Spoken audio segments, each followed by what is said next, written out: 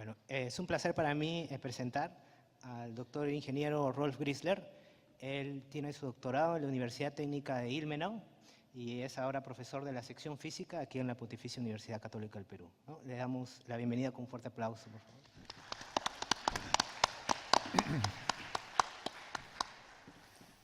favor. Muchas gracias por recibirme acá en esa área. Primero, quizás unas 2 palabras más a mi persona. Soy de Alemania y aunque estoy presentando en la sección de física, que en sí no necesariamente tiene que ver con ingeniería, tengo un doctorado en ingeniería y ciencias de materiales, así es que no se preocupen, igual podemos hablar en términos de ingeniería, no hay ninguna necesidad de cambiar idioma física, para decírselo así. Muchas gracias por invitarme, especialmente por la organización, también Paolo y todo el Departamento de Mecánica de la Católica, y por la oportunidad de presentar hoy día un tema que es un poco lejos de lo que ustedes quizás han escuchado los últimos 1,5 días, 2 días. Voy a hablar de nuevos métodos, nuevos conceptos de soldaduras que está basado en materiales reactivas.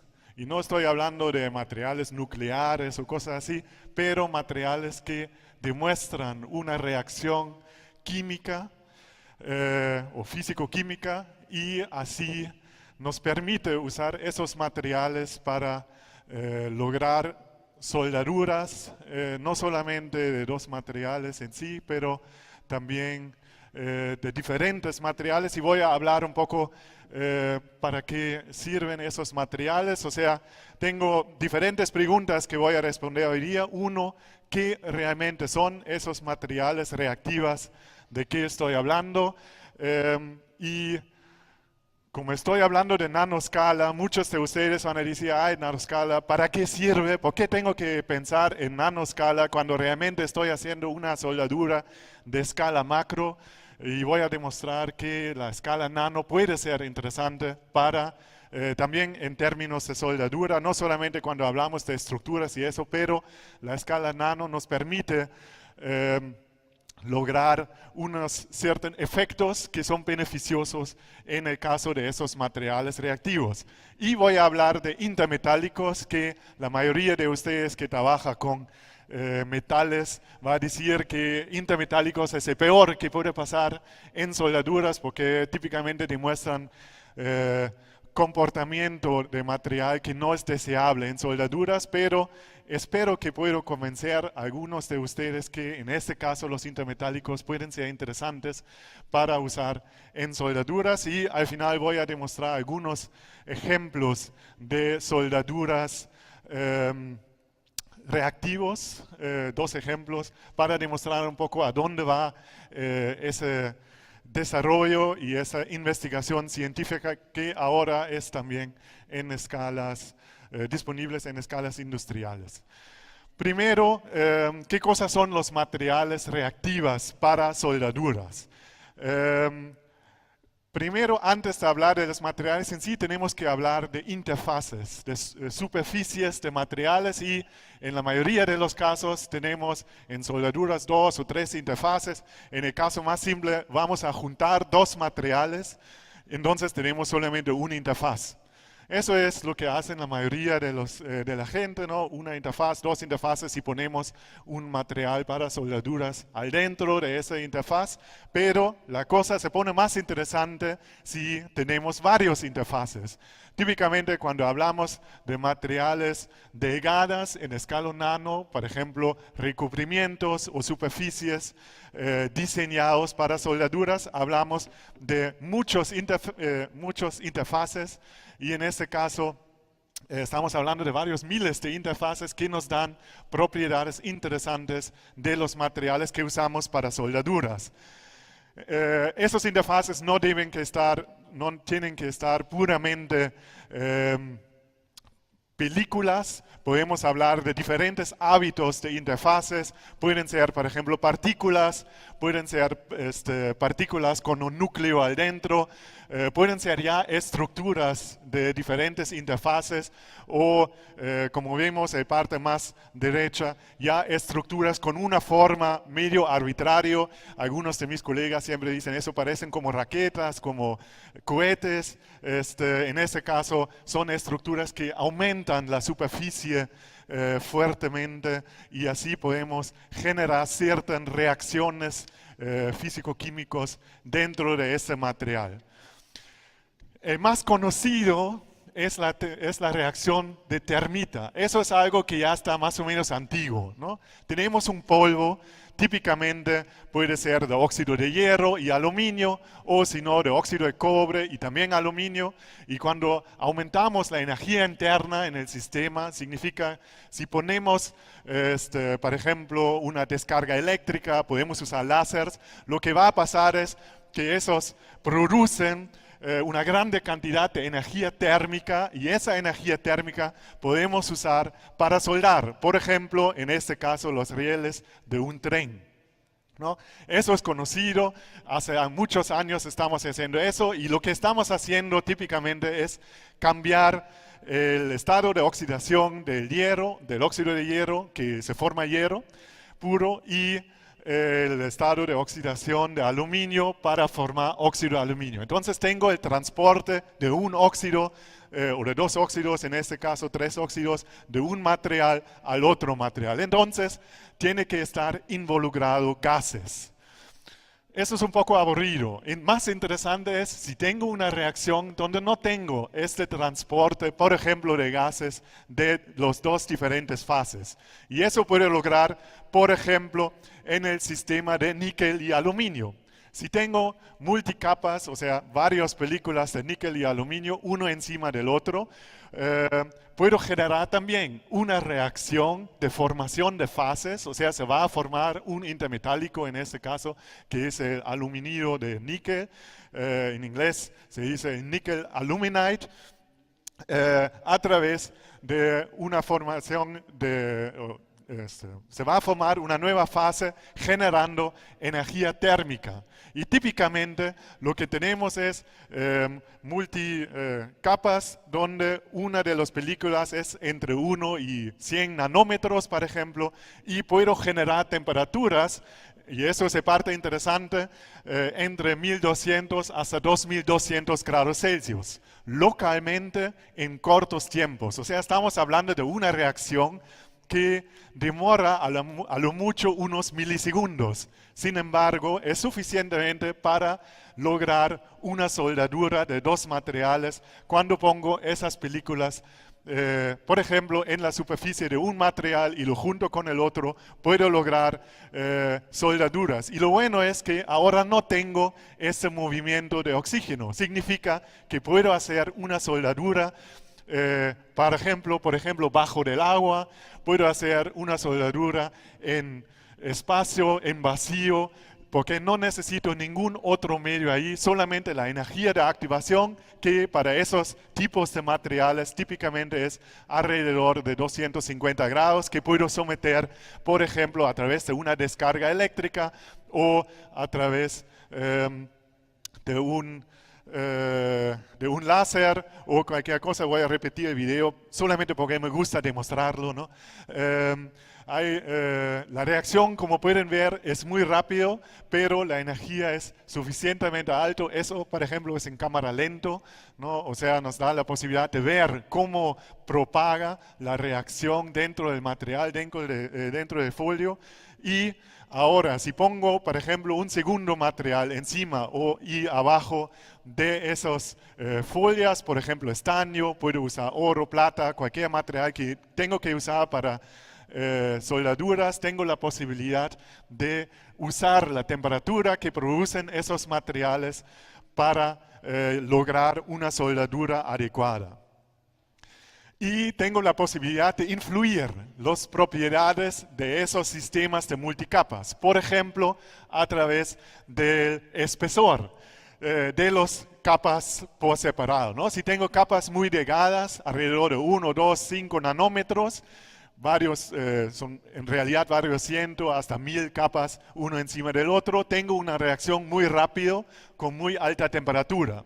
Si voy a un sistema que tiene películas mucho más gordos, mucho más anchos, la reacción va a estar más lento y la temperatura en sí va bajando. Entonces me da una posibilidad de manejar mi reacción de acuerdo a las necesidades que tengo. Por ejemplo, quiero soldar dos metales que son muy buen conductor calorífico, por ejemplo, entonces tengo la posibilidad de hacer una reacción rápida donde no me tengo que preocupar porque igual la temperatura va a llegar a los materiales que quiero soldar. Si estoy hablando, por ejemplo, de polímeros, que sí se puede juntar con esos materiales, tengo que preocuparme no hacer la reacción muy rápida porque polímeros típicamente tienen algo como una temperatura de transformación, donde se ponen más elástico, donde cambian su comportamiento para soldarlo, entonces puedo generar unas folias o unas películas que son más lento, donde la reacción es más lento y la temperatura no es tan alta porque tampoco no quiero quemar, por ejemplo, el polímero. Y la otra posibilidad es que hasta el proceso de producción de esas películas me da la posibilidad de influir cómo se va a comportar mi sistema. Puedo hacerlo a través de pulverización catódica, puedo hacerlo a través de evaporación. Últimamente han salido primeros experimentos haciéndolo a través de procesos electroquímicos, deposición electroquímica de esos multicapas. Entonces es un tema, es una posibilidad amplia de modificar mi sistema. Y eso es solamente aluminio y níquel. También lo que puedo hacer es, puedo cambiar el material, porque muchos materiales demuestran esa reacción exotérmica dependiendo a su entalpía de formación. Y la autopropagación de esa reacción va funcionando a entalpías a partir de menos 36 kJ por mol. Y tenemos una grande cantidad de diferentes materiales, acá solamente 3 ejemplos. Uno sería el níquel aluminio, el titanio aluminio también, por ejemplo, nos da la posibilidad de esa reacción. Y el titanio silicio es uno de los más fuertes que hemos visto nosotros en nuestros laboratorios, no para asustarles, pero esos tienen una energía de activación muy baja y ha pasado que uno de los colegas ha sacado material del recipiente de pulverización, le cayó una pinza y en ese momento ya propagó la reacción. Eso obviamente no suele pasar típicamente, pero en ese caso la reacción ha sido tan fuerte que el laborante se asustó fuertemente, pero por buena suerte no pasó nada más ahí, ¿no? ¿Cómo es con los intermetálicos? Cada uno de ustedes quizás va a saber que níquel aluminio forma un intermetálico y eso puede ser un problema en soldaduras. ¿Por qué? Porque intermetálicos típicamente son de alguna manera muy frágiles, son duros, sí, pero como tienen diferentes comportamientos, como los materiales que queremos soldar típicamente, demuestran o pueden demostrar, por ejemplo, una cierta porosidad, pero por buena suerte hay algunos, no pocos, intermetálicos que justo son dúctil, así como lo necesitamos para soldaduras. O sea, no frágil, pero de alguna manera dúctil. Y esos, espero que ustedes también pueden verlo en la pantalla grande.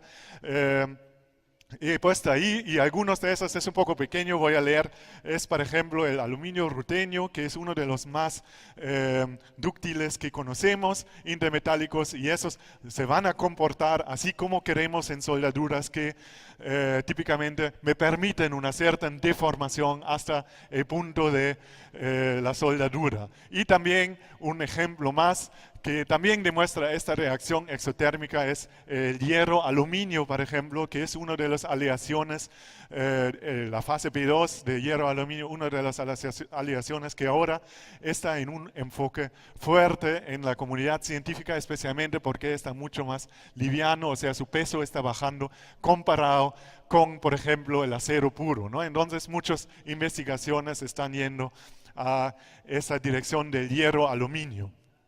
Y también el hierro aluminio demuestra esta reacción exotérmica cuando se forma la fase cristalina, la fase intermetálica.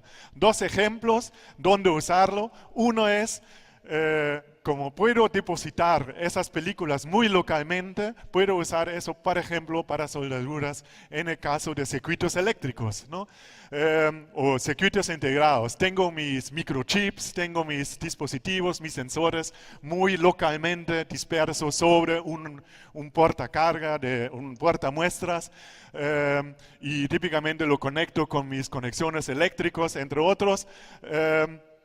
Pero en este caso me da la posibilidad de hacer la soldadura muy localmente. Imagínense que tienen varios microchips, varios miles de microchips en realidad sobre nuestros sustratos, y si tengo que soldar cada uno de esos manualmente o a través de un robot donde tengo que hacer miles o más puntos de soldadura, no es muy práctico.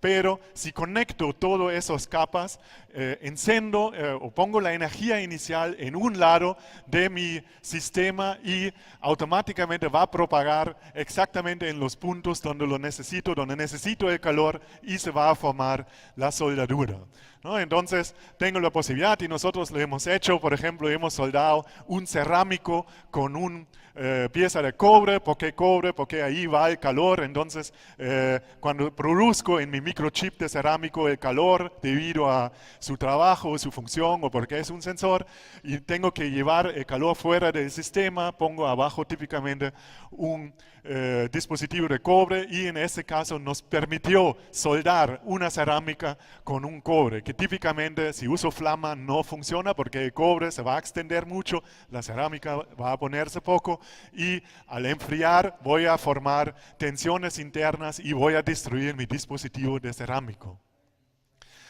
Otro ejemplo, también puedo soldar metales, ¿no? En este caso ahí solamente 2 placas de acero, lo puedo juntar, pongo mi material reactivo, por ejemplo, mi folia de níquel, aluminio, o en este caso contiene un poco de vanadio. La razón es muy fácil: para la pulverización no está bien que el material es muy ferromagnético, ¿no? Entonces si pongo un poco vanadio, el níquel se pone menos ferromagnético, pierde su ferromagnetismo, y lo junto, y como pueden ver, con una batería de 9 voltios tengo suficientemente energía para iniciar la reacción, y así puedo juntar los dos placas metálicas, en este caso acero inoxidable, nada especial, ¿no? Y tengo al final una soldadura claramente lograda entre ambos materiales. Una vez más, quizás más que nada para que, porque se ve bonito.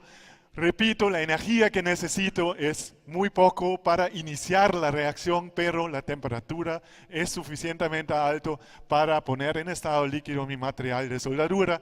Puedo usar, como en este caso, solamente una aleación oro-estaño, pero también puedo ir a más altas temperaturas. Como estoy generando temperaturas hasta 2000 grados, puedo usar materiales que también necesitan una temperatura mucho más alta para ponerse en estado líquido, y así formar la soldadura adecuada entre ambos materiales. Entonces, para culminar mi charla, para juntar todo, espero que pude demostrar a ustedes hoy día que las multicapas en nanoscala están un material interesante y una buena alternativa para ciertos aspectos de soldadura.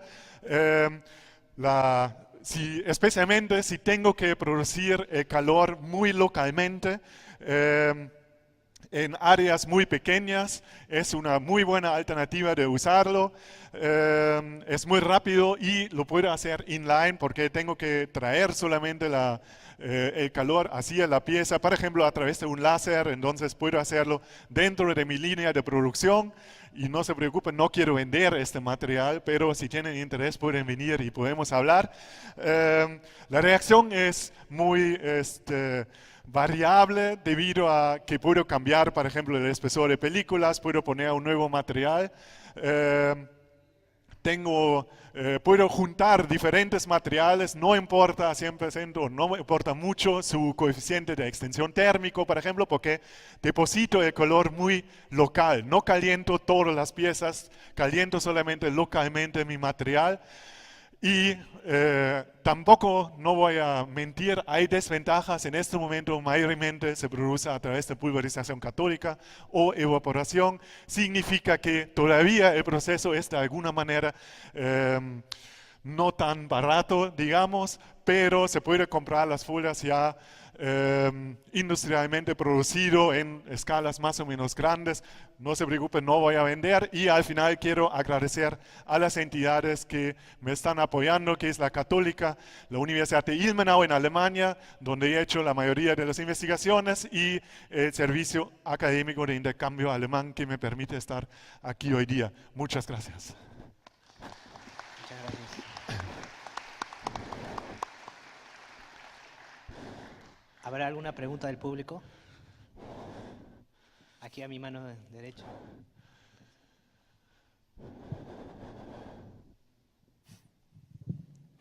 Buenas tardes. Una pregunta.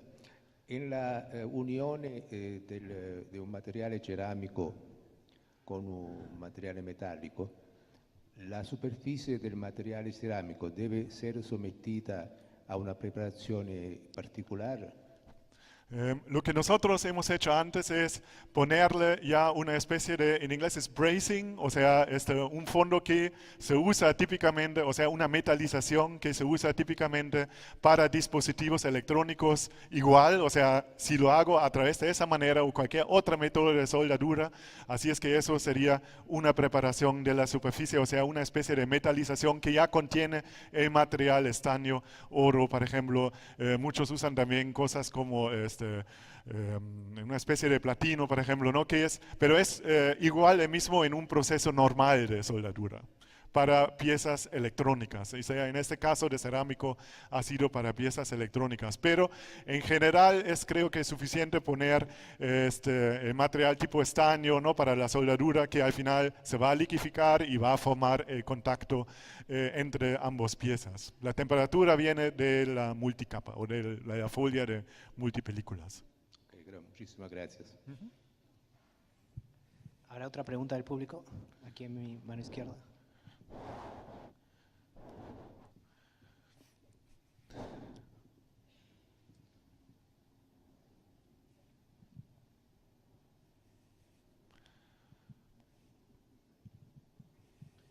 Buenas noches, me gustó mucho tu presentación. Quería hacer una consulta. No vi bien la relación de resistencia mecánica de este tipo de unión de materiales y quería saber si puede servir para aplicaciones estructurales. ¿Puedo unir un cerámico con un cerámico, por ejemplo, refractario? Sí, o sea, con eso prácticamente empezamos, ¿no? O sea, no empezamos con los metales, pero más bien con los cerámicos. Y en la mayoría de los experimentos tensionales que no estoy mostrando acá, falló primero el cerámico, no la soldadura. O sea, estamos hablando de unos varios, o sea, el máximo que nosotros hemos llegado para piezas pequeñas estaban 33 megapascal de tensión, donde empezó de romperse ya el cerámico, no la soldadura en sí. Sí, generalmente con 12 megapascales, encima de 12 megapascales para nosotros ya es suficiente. Así que está Sí. comprobado. Ajá. Muchas gracias. Sí. Creo que hay más en la misma fila. Buen día. En el caso de los polímeros que usted nos mencionó sobre la unión de esto, nos habló que la temperatura que la que se tiene que utilizar no tiene que ser muy elevada debido a que ya sabemos que los polímeros se pueden llegar a deformar, ¿no? Entonces, usted, ¿cuál nos podría, o sea, cuál sería la recomendación exacta para la energía de activación que deberíamos usar? O sea, la energía de activación depende fuertemente de los materiales que escojo, ¿no? En el caso de níquel aluminio son 250 grados, que es algo más que típicamente polímeros quizás van a soportar. Hay materiales como el titanio de silicio donde la energía de activación es ligeramente encima de la temperatura ambiental de ambiente, así es que esos materiales, por ejemplo, serían una buena posibilidad y emiten al final una temperatura quizás hasta 600, 700 grados. Repito, en milisegundos, o sea, también importa cuánta temperatura realmente llega a mi pieza, por ejemplo, polimérico, que es mucho menos, especialmente en cortos tiempos. Así es que sí hay posibilidades de tunear, digamos, o de ponerlo en un estado adecuado para polímeros, ¿no? Eso es cuestión de tratar de encontrar la solución adecuada. Nosotros, como he mencionado, hemos trabajado con titanio de silicio, por ejemplo, justo para esos afines. Todavía no estamos a 100% donde queremos estar para polímeros, pero sí hay grupos fuertes que están estudiando científicamente eso. No es todavía estado comercial, pero hay unas soluciones y si tienen más preguntas, se puede acercar tranquilamente a través de correo o algo. Mi nombre está en la brochure, entonces mi nombre es rolf.grieseler@puc.edu.pe y de ahí por correo, de todas maneras estoy disponible. Listo, muchísimas gracias. Gracias, le damos las gracias al doctor Griesler.